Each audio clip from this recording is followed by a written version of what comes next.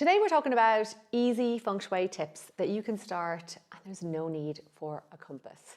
Feng Shui is very associated with the compass, and you may have heard that you have to use your compass, find the different areas of your home and diagnose it, map it all out.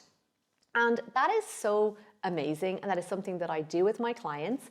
My name is Patricia, I'm a Feng Shui expert. I've been working with women all over the world, thousands of women, helping them bring more harmony, flow and balance and ease into your home. Now, you don't need a compass to start with Feng Shui. All you need is to have a place that you live in. So if you currently have an abode, you can start Feng Shuiing immediately. The first thing I would say to you, the easiest thing is to actually fall in love with where you are living. And I know this might feel like, what is this to do with Feng Shui? Well, the most important thing to understand is that your home has an energy, it has a personality.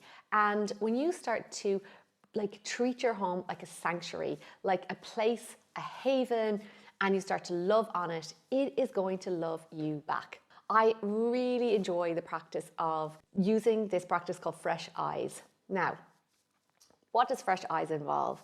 It's super easy. I want you to imagine it's the first time you've arrived to your home and you walk in your front door, and you even just, as you open your front door, you think, oh, was that easy? Was it easy to get in? How did it feel opening my front door? What's the first thing I see when I arrive into my house? And that is what you want to get. Your first impressions count.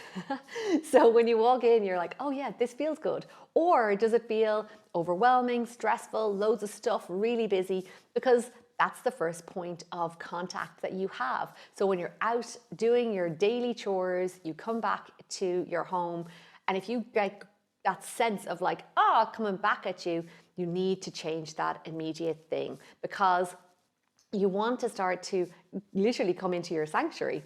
So as you tackle that, and not even tackle, but just to start to say, what would make it feel really good? And that could be just like setting a new rule for yourself that you're going to put your coat in the cupboard as soon as you walk in. Sometimes, honestly, the front door is just about breaking the old habits of like kicking off all your shoes and leaving them there at the front door, or dumping all the shopping bags. That's what always gets caught at our front door, is all the shopping bags.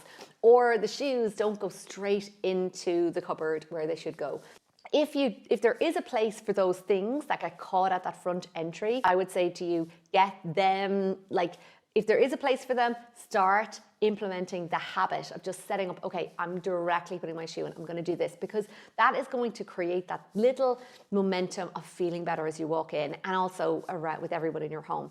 If there isn't somewhere, a place for those things to go, it's about setting up a system for them, finding a place for them to go. Maybe it's buying a little shoebox or a rack for them, or maybe it's a case of just deciding that you're going to pick them up and bring them straight into your closet immediately. So that is something that you can do. And you're like, how's that Feng Shui? Well, it's going to create more flow. So as you start to walk in from sorting out your entrance, the next thing you want to look around is with this energy of fresh eyes, and start to look at your home from this sense of, this is the first time I visited this home. What is this painting on the wall? So I'm currently looking at a painting here in my home, and it is an image. It's a very big image. And the minute I saw it in Mexico, we were on our holidays, and I remember walking by and seeing it on the wall and being like, wow. I was just so amazed by it. And obviously we were in Mexico, there's a beautiful big sun every day. There was the sea, there was lots of new colors, lots of new spices and tastes and experiences. It was my first time there, and I was just really indulging in all of the energy.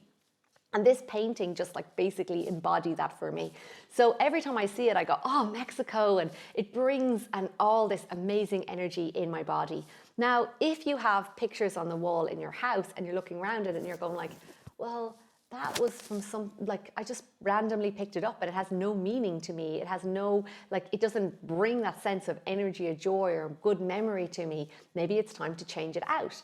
I love to invite you to think about your home as a vision board for your future, because every day you are moving into this environment and it is consciously or unconsciously impacting you. So you can either have your home triggering beautiful, happy memories of your holiday in Mexico, or it can have these things that have no impact at all, just like kind of neutral, no positive, no negative, just like blah. And as I said at the very beginning, fall in love with your home. You want to fall in love with it. You want to have the items in there picked with care and with beautiful energy. Then on the flip side, you could have something in your home that actually you're just keeping it for the sake of somebody that gave it to you because, oh, well, they spent money on it. It was expensive.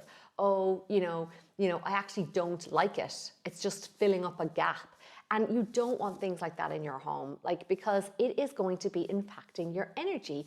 And then when we do go to the Feng Shui with a compass and you figure out that area. So for example, I remember working with a client years ago, and I was moving around her home and she had this picture of a woman, like a single woman image painting. And I was like, tell me about this picture. And she said, oh, it was a painting.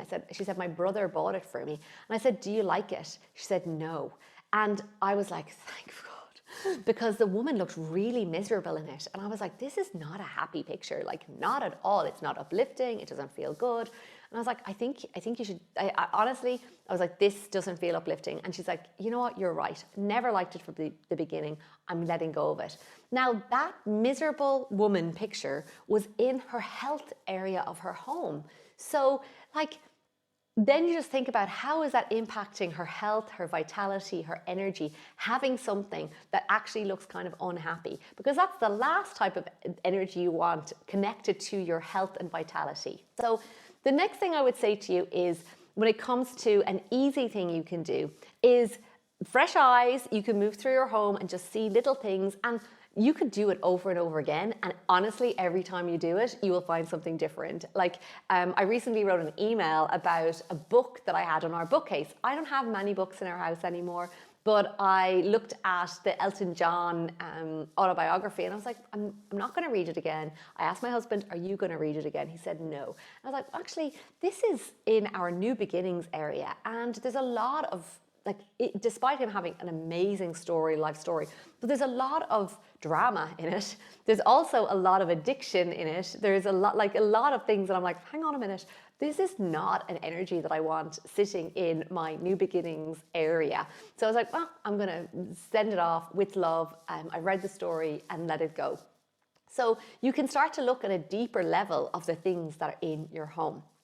The next thing I would say to you is, just take one moment. Is there an area of your home that you just go, no? Is there a drawer? Is there a cupboard? Is there a room? Maybe it's your attic. I don't know.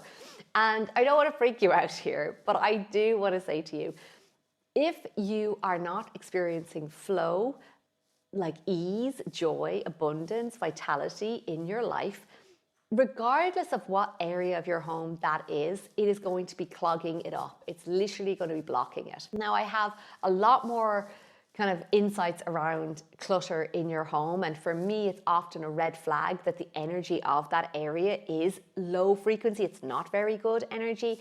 And when we work with our clients, giving them their personal report and teaching them how to balance and harmonize their home, what we do is we kind of raise the frequency of that area, and then automatically the clutter just doesn't want to stay because the energy is good. And it's like, we don't want it now. It's like, oh no, we don't need this. So it's interesting because sometimes people think that you need to declutter before you do Feng Shui. But for the sake of this video, and easy things that you can do is find that area, go to it, and just take action on it. Even if it's just looking at and thinking, okay, take one thing out and let it go. If it is a massive wardrobe, just decide, okay, I'm going to do these 2 cupboards today, and start moving things from that area to the door to get out. It's like sometimes when it just gets one move, it will get closer to the door, and then you can say sayonara.